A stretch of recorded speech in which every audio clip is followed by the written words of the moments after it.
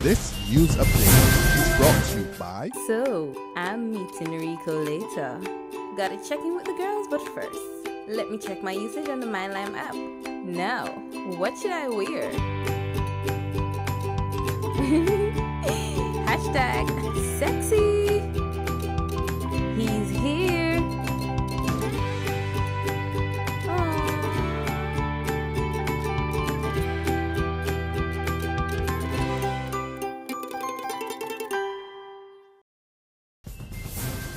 Welcome to the Barbados Today Evening Update for Thursday, June 11th. I'm Fernella Wedderburn. Thanks for joining us. Topping the news this evening, a 54-year-old St. James man is this country's latest sea fatality.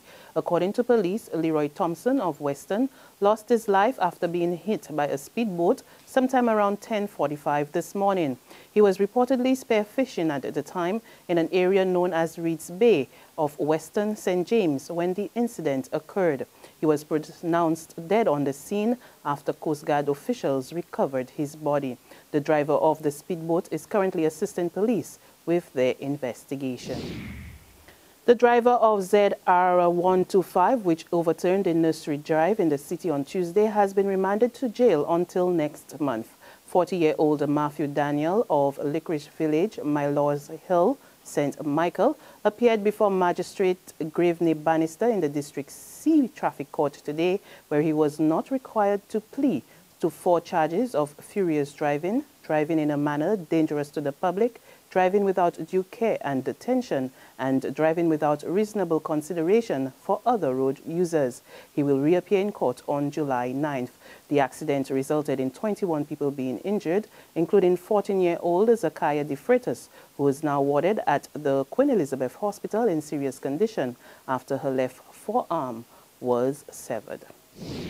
Meantime, reacting to Tuesday's accident, the president of the Barbados Road Safety Association, Charmaine Roland Bowen, called on authorities to permanently put reckless drivers off the road and out of the system. She made the comments following this morning's launch of Sagicor's DrivePal system.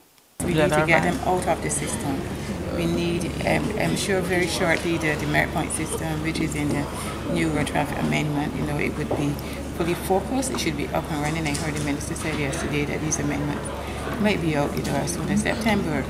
But we don't want to wait until September. We need to do something now, because we have been given numerous warnings, over the last few months with public service vehicles being involved in accidents, and it's getting worse. As you said before, that young lady that was injured, we don't want to wait until it takes a fatality, for them to do something. They need to act now.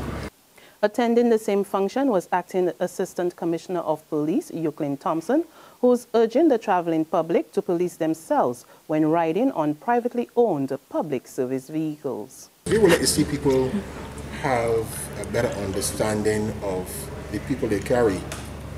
For instance, a lot of them carry school children or children, the nation's children. And some of the people who are involved in the accident recently in the van stand with school children. And parents expect their children to get back home safely, not to be told they're at the hospital or that they're dead. So we want all people, all drivers, all category of drivers to be able to embrace a concept like this and to be able, through prudence, to reduce serious accidents, to eliminate fatal accidents, and wherever possible, have no accidents at all. There's a call for the media to be more responsible when it comes to reporting criminal matters. It comes from Assistant Commissioner of Police, Irwin Boyce, during last night's panel discussion on the topic, Societal Response to the Glamorization of Delinquency and Crime. The top cop says while it is the media's responsibility to inform the public, it should avoid being sensational. Attorney at law Arthur Holder agrees, but he says he does not believe that reporting on cases was glamorizing crime, but portraying what was really happening in society. I do not see it as glamorization. What the news media is doing is highlighting what exists. It is highlighting what is that is a carbon copy of our society. So I do not think the mere reporting of a person in the newspaper and being a claim, I do not say that glamorization. It is actually portraying the existence of what takes place in our society. In other news, the Frondell Stewart government may have a fight on its hands in transitioning customs officers to the Barbados Revenue Authority.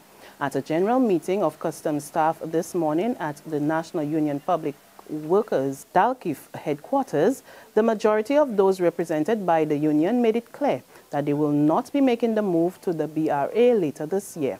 And the NUPW top boss, Akani McDowell, says members have the union's full support in whatever decision was taken. So if they decide that they want to remain as a customs department, then we have to make sure that we offer the best representation for them.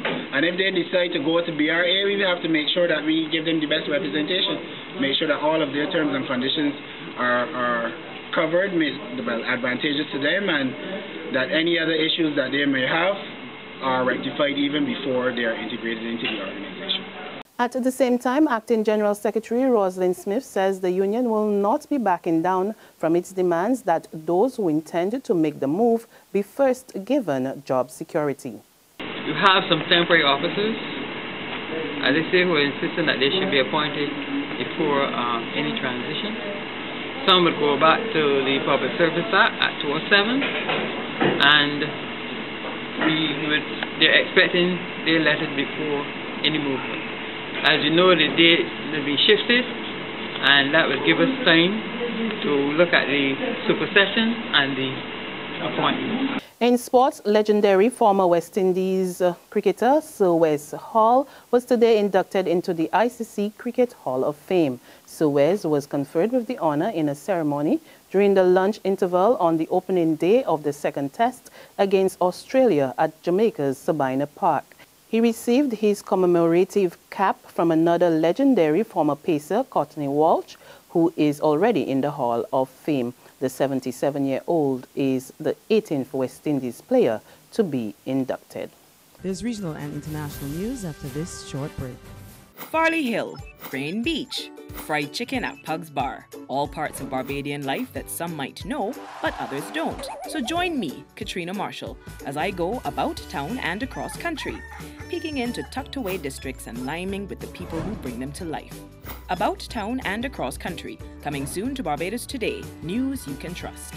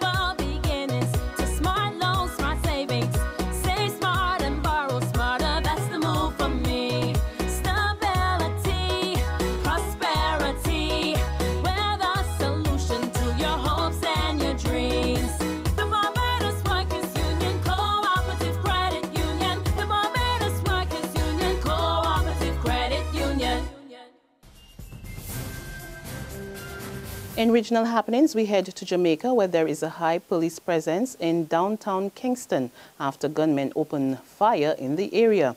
Lawmen say 5 people were injured following this morning's attack and are currently in hospital getting medical treatment. According to reports, gunmen descended on sections of Coronation Market where they opened fire, injuring the people. Minutes later, gunfire was also heard in sections of Tivoli Gardens. And finally, on the international scene, a disaster strikes in Nepal for a 3rd time. Landslides and floods are now battering the country, which was recently devastated by 2 earthquakes. 15 people have died and at least another 15 are unaccounted for after torrential rains caused 2 rivers to burst their banks. Officials and rescue workers say the death toll could rise in the coming days. And that's our evening update, but you can join us again tomorrow morning. Until then, remember to log on to www.barbadostoday.bb, subscribe to our e-paper, our email updates, and like us on Facebook. You can also catch us on Izumi Media in bus terminals or screenplay at supermarkets and gas stations near you. We're also on Channel 101 online TV and Mix 96.9 FM. There you can get all the latest news and sports.